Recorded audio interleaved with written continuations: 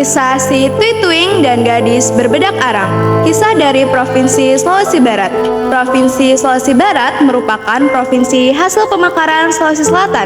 Provinsi ke-33 di Indonesia ini memiliki sumber daya alam yang potensial, terutama di bidang pertanian, kehutanan, dan perikanan. Provinsi yang sebagian besar penduduknya dari suku Mandar ini letaknya sangat strategis karena menjadi gerbang segitiga emas yang menghubungkan Sulawesi Tengah, Sulawesi Selatan, dan Kalimantan Timur. Sulawesi Barat memiliki cerita rakyat yang sudah masyhur di masyarakat, yakni legenda si Twing. Konon si Twing adalah seorang anak laki-laki yang kulitnya bersisik seperti ikan terbang. Dalam bahasa Mandar, Twing berarti ikan terbang. Konon kulit si Twing seperti sisik ikan karena doa kedua orang tuanya yang sangat menambahkan hadirnya seorang anak. Tuhanku, karuniakanlah pada hamba seorang anak, bahkan jika ia berkulit seperti sisik ikan, aku akan menerimanya. Kami mohon. Berkat doa-doa yang selalu dipanjatkan, mereka akhirnya dikaruniai anak meskipun dia menyerupai ikan terbang. Meski demikian, mereka menerima dengan hati yang lapang. Ini memang permintaan kita, Bu. Kita tidak boleh bersedih. Kita harus menerima dan merawat anak ini dengan baik. Baiklah, aku akan menyayanginya sepenuh hati. Bertahun-tahun kemudian, si Twing tumbuh dewasa. Orang tuanya sangat menyayanginya. Segala permintaan si Twing selalu dipenuhi. Meski demikian, si Twing bukanlah anak yang manja. Suatu hari, si Twing mengutarakan keinginannya untuk menikah. Ayah, Ibu, sekarang aku sudah dewasa. Usia aku sudah cukup untuk berumah tangga. Maukah ayah dan ibu mencarikan istri untukku? Anakku, lihatlah keadaan dirimu. Seluruh kulitmu penuh dengan sisik. Ayah takut tak akan ada gadis yang menerima keadaan kami. Namun si Twing tetap bersikeras agar ayahnya mencarikan jodoh untuknya. Kenapa ayah tidak mencobanya dulu ya? Aku tidak muluk-muluk. Gadis itu tidak perlu cantik. Yang penting dia mau menerima keadaanku dan bersedia hidup bersamaku. Baiklah anakku, ayah akan mencobanya. Dengan penuh kekhawatiran akan penolakan warga, orang tua si Twing akhirnya mencoba memenuhi keinginan anak sematawayangnya itu. Mereka mencari tetangga sekitar yang memiliki anak gadis untuk dipinang. Apa? Kau sungguh menghina putriku. Kau kira kami sudi punya menantu seperti anakmu itu? Keterlaluan! Keluar kalian dari rumahku. Putriku hanya akan bersanding dengan pemuda yang tampan dan yang kaya. Seharian itu, orang tua si Twing mendatangi setiap rumah yang memiliki anak gadis. Namun hanya hinaan dan cercaan yang mereka terima. Dengan putus asa, mereka pun pulang ke rumah. Maafkan kami, Nak. Kami sudah berusaha. Tak ada yang merelakan putrinya menikah denganmu. Ayah, Ibu, apakah kalian sudah mendatangi seluruh anak gadis di desa ini? Belum nak, kami sudah sangat lelah mendengar hinaan-hinaan mereka. Memang ada satu rumah yang belum kami datangi, yaitu rumah kepala kampung. Ayah rasa percuma saja, karena mereka pasti akan menghina ayah. Namun, si Twing tetap meminta orang tuanya agar mendatangi rumah ketua kampung. Mereka punya 6 putri. Aku yakin salah satu di antara mereka mau menikah denganku. Tak mungkin nak. Tapi, baiklah, kami akan mencobanya. Keesokan harinya, si Twing dan orang tuanya bertamu ke rumah ketua kampung. Ketua kampung memiliki 6 gadis yang cantik-cantik, namun berperangai buruk, kecuali anak bungsunya yang bernama Siti Rukiah. Aku cantik sekali, pasti banyak pemuda tampan akan meminangku. Mana mungkin, aku yang paling cantik. Aku yakin suatu hari ada pangeran tampan yang akan meminang. Siti Rukiah dibenci oleh saudara-saudaranya. Selain baik hati, ia juga berparas cantik. Saudara-saudaranya iri dengan kecantikannya. Mereka tak ingin pemuda di desa menyukai Siti Rukiah.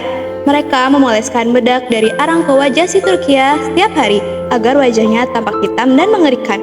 Dengan diliputi perasaan cemas tidak lagi, kedua orang tua si Twing akhirnya sampai di rumah ketua kampung. Bagaimana ini? Kita pasti ditolak. Tapi anak kita memaksa, Bu. Biarlah kita mencobanya dulu. Kedatangan saya kemari untuk melamar salah satu putri juragan untuk dinikahkan dengan anak saya. Apakah ada yang bersedia menikah dengan anak saya? Apa? Sadarkah kalian, anakku cantik dan anakmu jelek, mana mungkin mereka bersanding? Ih, pemuda itu mimpi ya? Mana ada yang mau menikah dengan pemuda bersisik?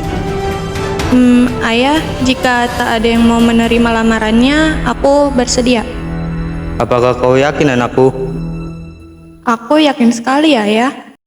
Kedua orang tua si Tui Tuing bahagia mendengar kesediaan Siti Rukiah. Demikian juga dengan kelima saudara Siti Rukiah. Namun, mereka senang lantaran Siti Rukiah menikah dengan pria bersisik yang miskin. Sesampainya mereka di rumah, si Tui Tuing pun mengutarakan kepada orang tuanya bahwa niat untuk menikah dengan Siti Rukiah diundur karena si Tui Tuing berniat untuk melamar Siti Rukiah terlebih dahulu. Ayah, ibu, sepertinya aku ingin melakukan lamaran terlebih dahulu karena aku ingin menghilangkan sisik-sisik ini sebelum akhirnya waktu pernikahan tiba. Apakah kau yakin anakku? Ya, aku yakin sekali ayah.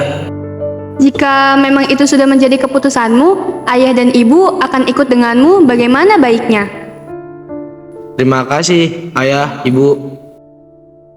Keesokan harinya, setelah si Tui Tuing berniat untuk berbicara dengan Siti Rukiah mengenai lamaran, akhirnya si Tui Tuing pun menemui Siti Rukiah di rumahnya dan membicarakan niatnya itu. Permisi, ada orang di dalam?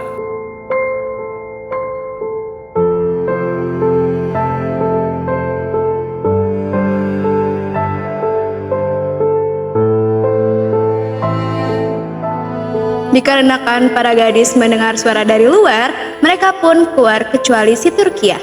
Lalu mereka membuka pintu dan melihat ada si Tui Tuing. Mau apa kau kesini? Masih punya muka untuk kemari, dasar tidak tahu malu. Bersisik seperti ikan pula, ih. Meskipun sedih mendengar perkataan dari para gadis, si Tui Tuing pun tetap tegar dengan niatnya. Aku ingin bertemu dengan Siti Rukiah, adik kalian. Ada sesuatu yang ingin aku bicarakan dengannya. Rupanya ingin menemui gadis jelek yang seperti zebra itu ternyata. Karena mendengar suara bising dari luar, Siti Rukiah yang penasaran pun pergi untuk mengeceknya. Ada apa ya kira-kira bising-bising begini? Dan ternyata Siti Rukiah pun melihat bahwa terdapat si Tui Tuing yang sedang dicaci maki oleh kakak-kakaknya. Siti Rukiah pun berniat untuk keluar menemui si Tui Tuing. Ada apa ini? Muncul sendiri ternyata si zebra ini. Tuh, calon suami jelekmu yang bersisik seperti ikan ingin menemuimu. Melihat kehadiran Siti Rukiah, si Tui Tuing mengajak Siti Rukiah untuk keluar sambil membicarakan niatnya. Siti, bolehkah aku membicarakan sesuatu? Boleh Kakanda? Aku ingin kita lamaran terlebih dahulu dikarenakan aku ingin menghilangkan sisik-sisik ini agar nantinya ketika pernikahan tidak ada yang mengejek kita. Apakah kamu mau menunggu terlebih dahulu? Aku tidak masalah jika harus lamaran terlebih dahulu. Aku akan menunggumu. Terima kasih sudah mau mengerti. Ketika selesai berbicara, Tui Tuing pun mengantarkan Siti Rukiah untuk pulang. Selamat beristirahat, Adinda. Sampai jumpa. Iya Kakanda, kamu juga hati-hati di perjalanan pulang. Hingga tiba saatnya waktu lamaran. Misi Tuan Putri, saya mau merias Putri Siti Rukiah. Tidak perlu, biar kami saja yang meriasinya. Mereka bersikeras akan merias Siti Rukiah sendiri dengan cara mereka sendiri, agar Siti Rukiah terlihat jelek dengan bedak arang. Kamu harus tetap terlihat jelek. Iya, supaya serasi jadi pasangan yang sama jelek. Siti Rukiah hanya bisa pasrah. Ia pun lamaran dengan riasan bedak arang. Tamu yang hadir saling berbisik melihat mempelai pria yang bersisik dan mempelai wanita yang berwajah kehitaman. Si Tui Tuing dan Siti Rukiah sedih mendengar ejekan-ejekan itu. Namun mereka tidak bisa berbuat apa-apa. Mereka adalah pasangan yang sangat aneh, satunya bersisik, satunya berwajah hitam. Mengapa Pak Desa mengizinkan anak yang berkulitnya bersisik menjadi menantunya? Pasangan seras ini. Oh ada ya yang mau sama pria bersisik seperti itu. Itu berwarna hitam garis-garis, sudah seperti zebra saja. Kenapa calon pengantinnya tetap terlihat jelek ya? Padahal kan ini acara yang penting bagi mereka. Sungguh jodoh adalah cerminan diri sendiri, sama-sama jelek soalnya. Hahaha. Kenapa mereka tidak malu ya berwajah hitam dan berkulit sisik seperti itu? Ya aku memang tidak cantik. Sudahlah, jangan hiraukan mereka. Usai lamaran, si Tui Tuing meminta izin kepada orang tuanya untuk pergi berobat menghilangkan sisik-sisiknya. Si Tui Tuing kemudian bertapa di sebuah danau. Ia berdoa pada Tuhan Yang Maha Kuasa agar kulitnya bersih dari sisik. Ya Tuhan, tolong hilangkanlah sisik yang ada pada kulit hamba. Secara ajaib, setelah berhari-hari berdoa dan bertapa, si Tui Tuing mendengar sebuah suara. Hai anak muda, ambillah sedikit air di danau ini, lalu oleskan ke tubuhmu, maka sisik yang ada pada kulitmu akan menghilang. Meskipun terkejut dan agak sedikit ragu, si Tui Tuing tetap mengikuti perintah suara misterius itu. Lalu si Tui Tuing segera mengambil air dari danau dan mengoleskan secara perlahan ke tubuhnya. Dan ajaib, kulit si Tui Tuing berubah. Sisik yang ada pada kulitnya lenyap seketika.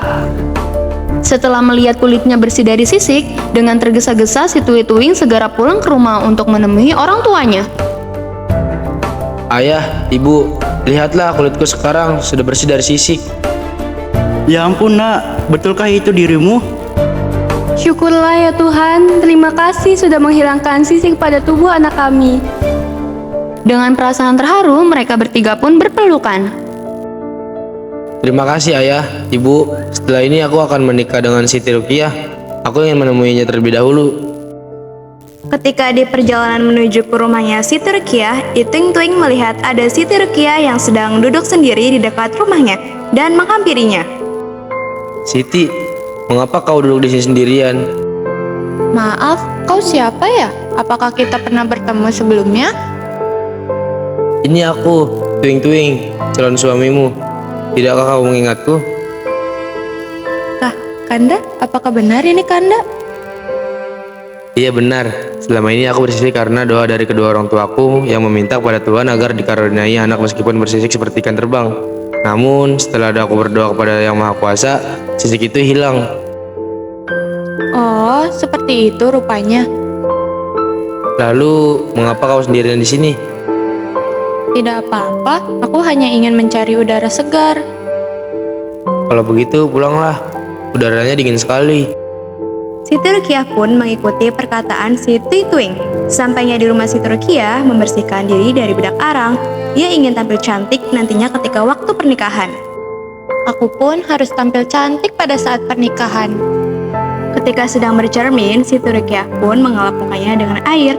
Seketika mukanya pun bersih. Hingga tiba waktu pernikahan, ketika Siti Rukiah sang mempelai wanita datang, Siti Tuing sangat terpesona melihat para calon istrinya yang begitu cantik. Mengapa wajahmu tidak hitam lagi? Ternyata istriku cantik ini ya. Selama ini saudara-saudaraku yang mengoleskan bedak arang ke wajahku agar aku terlihat jelek dan tidak ada pemuda yang mau menikahiku. Adinda, terima kasih sudah menerima aku meski rupaku buruk. Aku pun berterima kasih Kanda. Jika tak ada Kanda, mungkin tidak ada yang mau bersanding denganku. Sejak hari itu, Siti Tuing dan Siti Rukiah hidup bahagia. Saudara dan tetangganya yang semula mengejek mereka pun malu melihat perubahan paras keduanya. Siti Tuing dan Siti Rukiah mengajar kita agar tidak pernah berputus asa meski hidup kesusahan, karena ada Tuhan tempat meminta pertolongan.